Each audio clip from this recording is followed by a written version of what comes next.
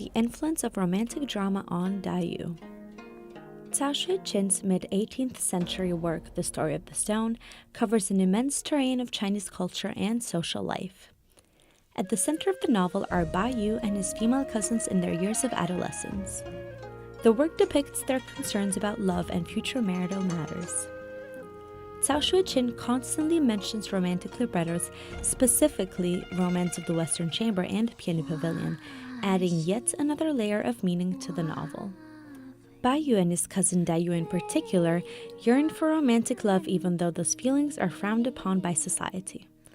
In order to better understand Dai-yu's longing to resist social norms, this podcast will focus on a particular scene of the novel where both Romance of the Western Chamber and Peony Pavilion constitute an important element.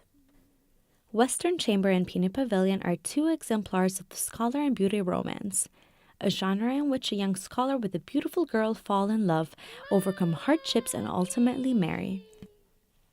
The genre of Western Chamber and Peony Pavilion enacts a happy ending, whereas the novel contrasts with these in concluding tragically.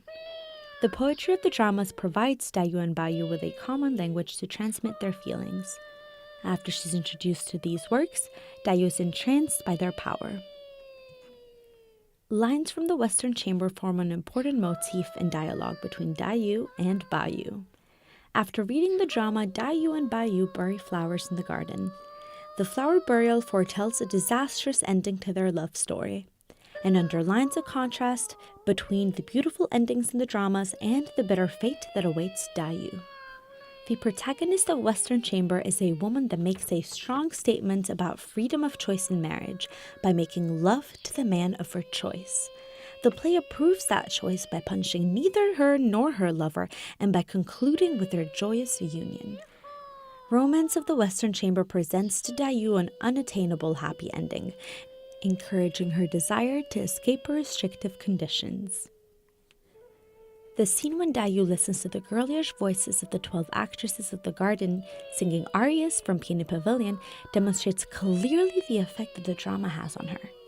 The arias move Dai-yu to the point of tears as they trigger a series of thoughts and feelings that mix up with the feelings awakened in her by the Western Chamber.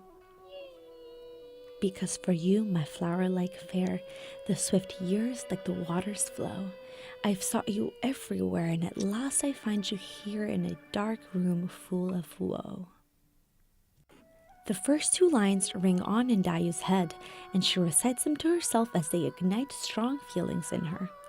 The lines depict time passing swiftly and emphasize how evanescent youth and love are. Dai-yu is overwhelmed because a decision regarding her marital arrangement is yet to be made, and her youthful days are passing by. Peony Pavilion strongly advocates for the power of love. How the living may die of it, by its power the dead live again. This particular theme is central to the character of Dai-yu, as the story of her life and death is a retelling of the same idea, with a tragic twist. In Chapter 1, readers are introduced to the figure of Crimson Pearl Flower, and soon after they make the connection between the flower and Dai-yu. The flower is brought to life by love. Her sense of indebtedness to the stone brings her to life. Her lovesickness for Dai-yu, the stone, combined with the physical sickness attributed to her intense emotions, ultimately kills her. Dai-yu's emotional distress is better understood by looking at the scene in the play Peony Pavilion, where the lines of the arias are sung. The lines are recited in the beginning of Scene 10, as Du Lin, known for her commitment to passion, strolls around the garden and converses with her maid. After she reaches her chamber and falls asleep, Du Lin has a dream in which she meets a mysterious young scholar, Liu Mengmei, and makes love to him. When she wakes up, she yearns for her lover and falls ill. After a while, she dies of love sickness.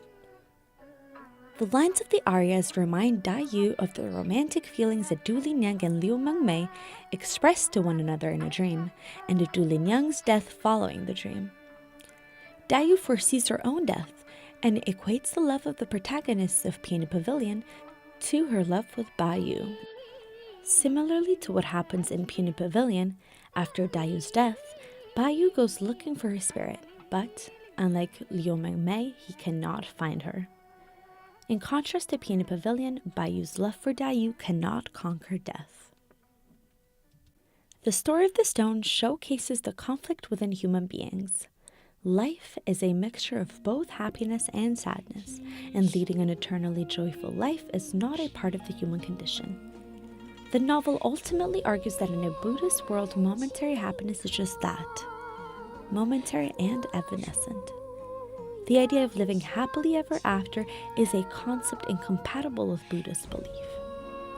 Dai-yu recognizes that what happens on stage is not reality and that it is in fact fantasy. Traditional society seeks to uphold Confucian values, which are concerned about the preservation of the state and the family, rather than the happiness of the individual. So, in a sense, this is one of the tragedies of the novel. Dai-yu would love her life to be like a stage play, but in actuality, the only similarity they have is that both the stage play and life ultimately come to an end.